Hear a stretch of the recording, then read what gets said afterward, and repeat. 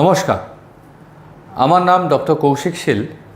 আমি একজন শিশুদের স্নায়ু শল্য চিকিৎসক, মানে পিডিয়াট্রিক নিউরোস্পাইন সার্জন। আজকে যে বিষয়টা নিয়ে আমরা আলোচনা করব সেটা হচ্ছে একটা জন্মগত স্পাইনের গোলমাল, যাকে বলে লাইপোমা। এই অসুখে কি হয় যে জন্মের সময় স্পাইনের মধ্যে একটা গ্যাপ থেকে যায় এবং সেখানের মধ্যে দিয়ে ফ্যাট জমে কোমরের তলার দিকে একটা উঁচু ফোলা মতো হয়। একে লাইপোমা বলে। এই বাচ্চারা যখন এগুলি নিয়ে জন্মায় তখন অনেক সময় দেখা যায় পায়ে দুর্বলতা আছে, অনেক সময় তাদের পিঠে নীল বা লাল রঙের জরুল দেখা যায় এবং আরেকটু বড় হলে স্পাইনটা বেঁকে যায়। একে বলে স্কোলিওসিস। এই লাইপোমাটা যখন আমরা ক্লিনিক্যালি বুঝতে পারি তখন এমআরআই করতে দিই।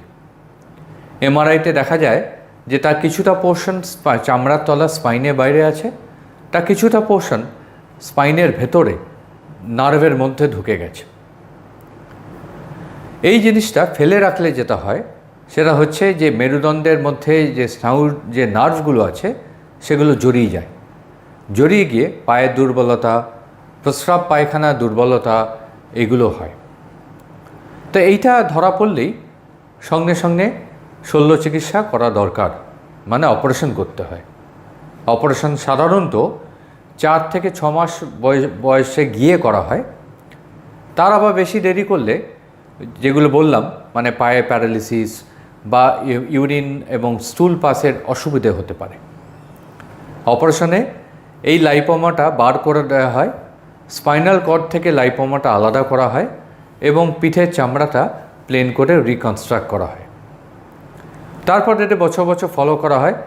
কারো ফিজিওথেরাপি লাগে এবং ইউজুয়ালি এগুলো আস্তে আস্তে বড় হওয়ার সঙ্গে সঙ্গে একটা নর্মাল জায়গায় সেটেল করে যায়। যত তাড়াতাড়ি অপারেশন হবে তত তাড়াতাড়ি শিশু সুস্থ হবে এবং তত তার ডেফিসিট মানে পায়ের জোরটা ততই মানে নর্মালের দিকে থাকবে, কম হবে না। নমস্কার।